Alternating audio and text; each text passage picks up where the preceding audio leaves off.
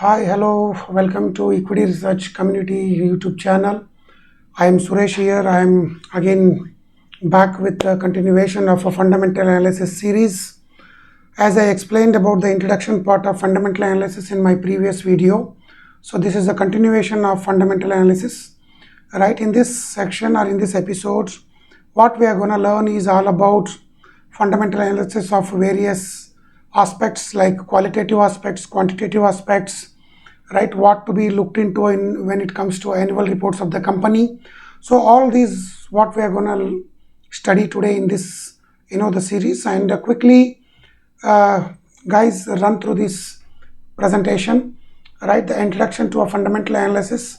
What is basically fundamental analysis? Fundamental analysis is all about studying the business aspects or various business aspects and finding out the intrinsic value of the stock or intrinsic value of the company, whether in order to make an investment which is good or bad or expensive for investors. So here in this, the slides, we slightly look into what is fundamental analysis. It is a holistic approach to study the business, right? For example, in which industry, company like the Infosys, which operates in IT industry, we need to study completely in and out of IT industry first, and then particularly comes down to Infosys as a company. How is it doing compared to competitors, and at what rate Infosys is growing, and at what rate even industry is growing, whether Infosys is growing higher than the industry growth or lesser than the industry growth. All we need to study about the company, industry, segments, various approaches, various parameters. That's all called as this holistic approach, and it becomes essential to understand the business from various aspects. As I told you, it is very important to understand not only from business perspectives, we also need to understand from the government's policy perspectives, companies perspectives, industry perspectives, and even from the competitors perspectives. When we need to study different angles, then we can able to understand in which situation the company is operating into. So what are the important elements? Important elements to focus on to become a fundamental analysis is, as I explained in my introductory video, you need to understand the basic financial statements. What are those basic financial statements, my dear friends?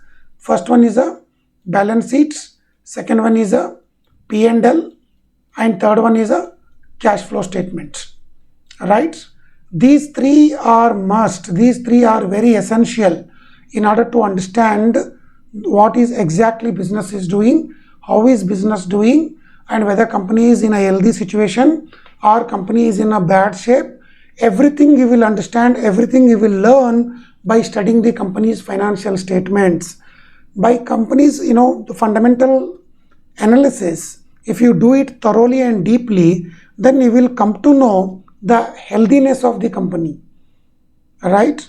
So whether company is growing rapidly or not, whether company is growing top line by 30%, 40%, 50% or 10%, whether bottom line is very healthy or not, company at what rate company is paying interest, if at all there is a debt on the balance sheet. You will come to know various aspects of business perspectives when you study the company fundamentals. So this is what the financial statements. I will go in depth in financial statements, how to read company's balance sheet, cash flow statement, P&L account in my upcoming series. But this is the introduction part of fundamental analysis, where you can deeply look into what to be studied and what not to be covered as a fundamental analyst. So the second point is understanding businesses concerning in industry with its operates, right? You need to understand, for example, if you want to study about the cement industry, say for example, I want to study more about Ramco industry or Ramco cements, then I want to know more of Indian cement industry. What is Indian cement industry is all about? At what rate Indian cement industry is growing? What are the government pro policies? And what are the bottlenecks for the industry? And at which segment? Mainly, the Indian cement industry as far as growth is concerned operating. Then other than all this, Then particularly if you go down and check the Ramco Cements, then you will be able to understand at what rate company is growing, whether company is on a right path or not, whether the company's CEO and the MD and the chairman are driving in a right direction or not. You will come to know, particularly studying about the industry, and then come to know the individual business operations. So this is again very important, right? If industry is growing by 15% but company is growing by only 10%, then something is really very wrong at the company level. If industry is growing by 15%, company is growing by 40%, then obviously you can say that company is in a healthy shape, because industry is growing just by 10% but company is growing by 30%. It means 3 times company is growing faster than the industry. It is only possible when management is very efficient, when company is moving in a right direction in all the aspects. Then definitely to become a fundamental analyst, what is important is the basic arithmetic skills like addition, subtraction, multiplication and division. So these are the important basic minimum SSLC mathematics required, or not even PUC level, SSLC level mathematics is enough to do all these arithmetic operations in order to find out what are the different ratios, what is debt equity ratio, what is ROCE, ROE, right, what is complete ratio analysis, and basic things you need to calculate and understand, for which you need basic mathematics skill. I think that is enough, and then we'll move to the next slide here. In this slide we're going to study more of qualitative aspects, right? Qualitative aspects is more important, because here in this qualitative aspect we need to understand more of the management background, business ethics, corporate governance, related party transactions. What is all these? One by one we will start out looking at now. The first point is management background. The management background is very, very, very important. It is because management is highly honest enough, highly disciplined enough. They are so good in ethics, they are so honest enough with the shareholders. Then no matter what, in which industry company operates, definitely company is gonna do far more better than the rest of the competitors. When I say management background, it is all about studying the company's CEO profile, company's MD profile, company's chairman profile, right? Who are these people? These are the key people, right? The CFO of the company, the HR rules, right? These are the management background. These things will reveal how company is, what was company in the past and what is company now, and what is the roadmap ahead for the company in order to grow. So the management background is very much essential. And then the business ethics. How is company conducting its business? Whether company is involved in any scams, whether company is involved in any unfair business practices, whether company is cheating shareholders or the vendors or government.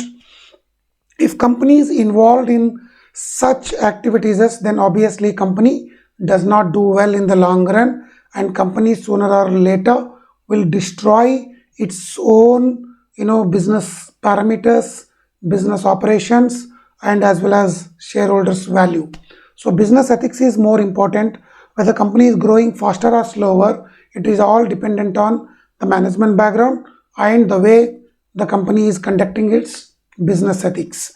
If business ethics is superb, then everything else is superb. Then next come to corporate governance. My dear friends, corporate governance is very, very, very important.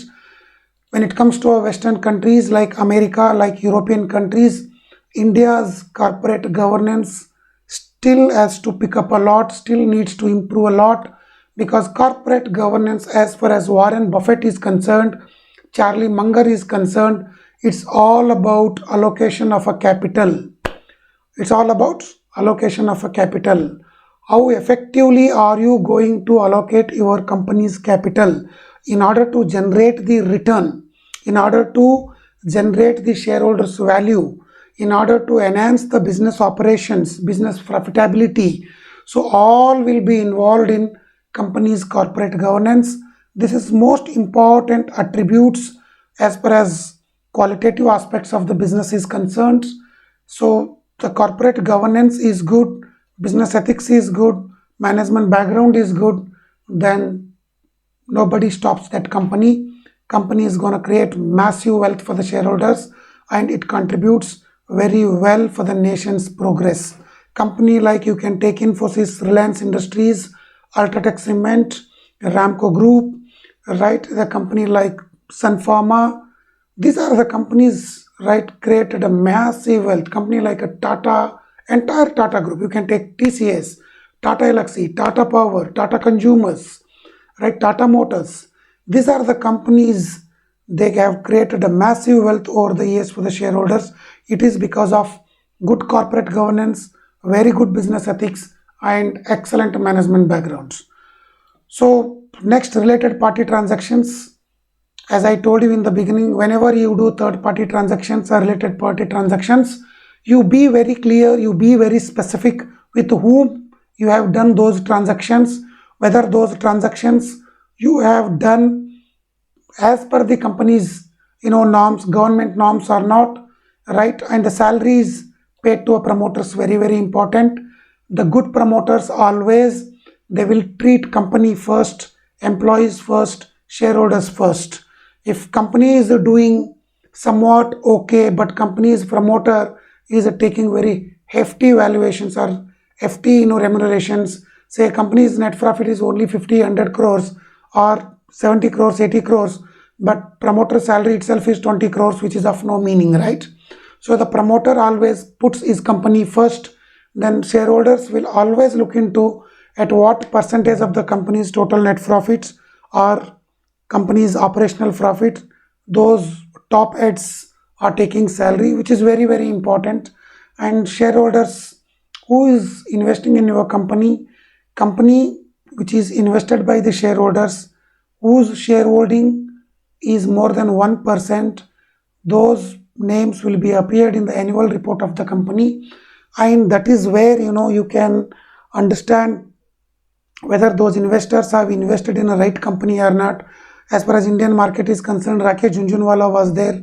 Now Ramesh Damani, Radhakishan Damani, Ramdev Agarwal, Sunil Singhania. So these are the guys, they will do day and night research of which company is best, which company is not best when it comes to investing.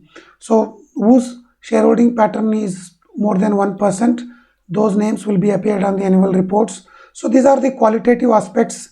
In order to become a fundamental analyst, you need to understand first these aspects. So next, move to the third slide.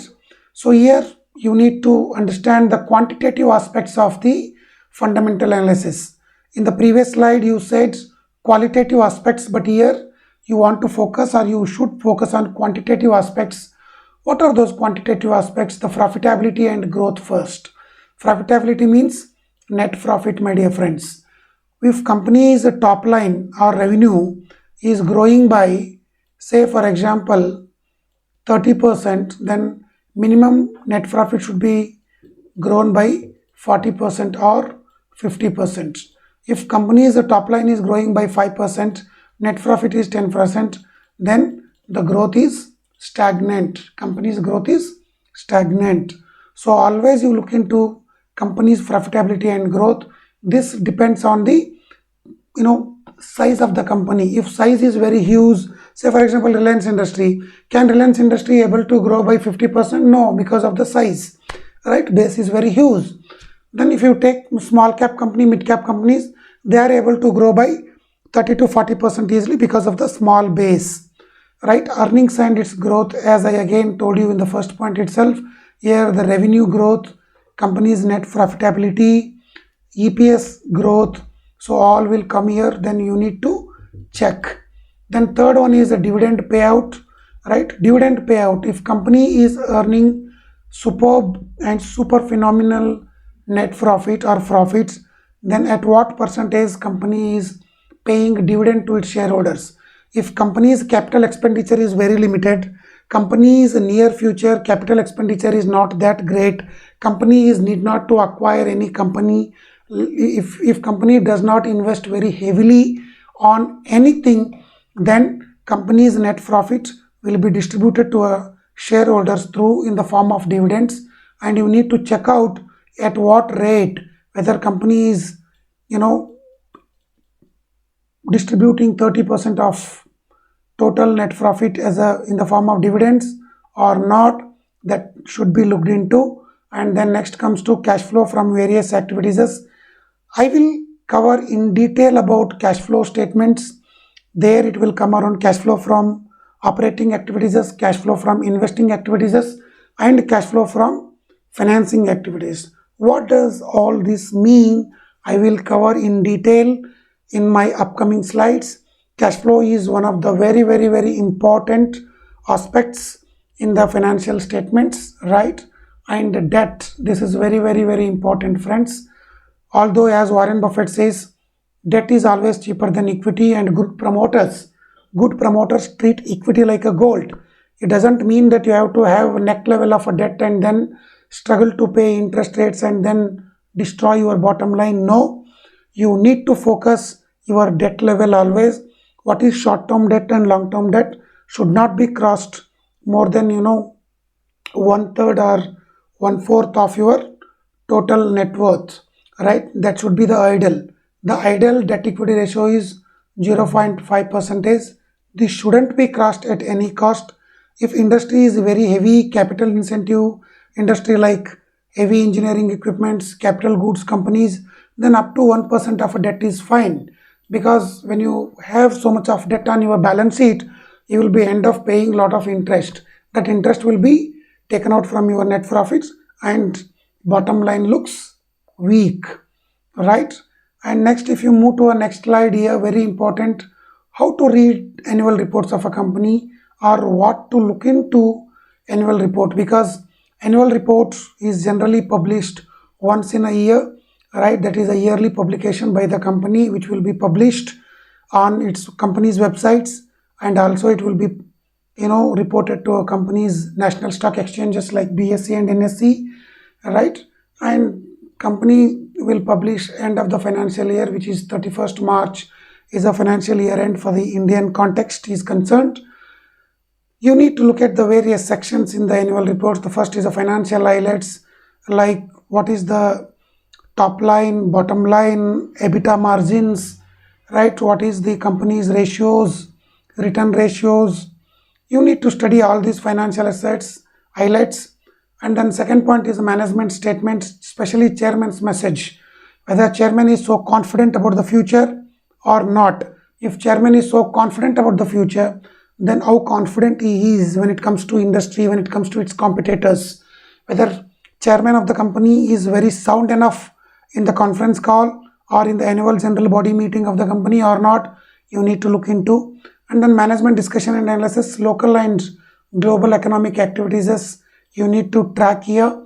The management discussion and analysis in these sections, you will cover various aspects, the global factors, macro factors, companies level factors, micro factors, everything you will discuss here. You need to understand thoroughly of management discussion and analysis. This is generally done with the shareholders, right? And the 10 years financial highlights, say for example from financial year 2010 to 2024, how is company doing in various aspects. You need to study this, right? This is what the financial aspects of the company.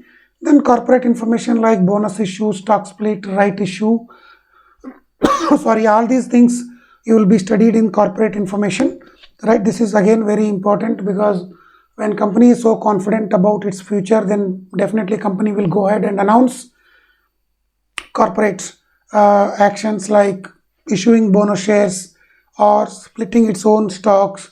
Generally, like the recent concluded Reliance AGM meeting, the chairman of or the MD and CEO of Reliance Industries, Mukesh Ambani, said, I will consider issuing a bonus shares in September first week, right? So that is what the corporate information. And report on corporate governance, as I told you, it's all about capital allocation. How efficient is the management? when it comes to investing corporate governance.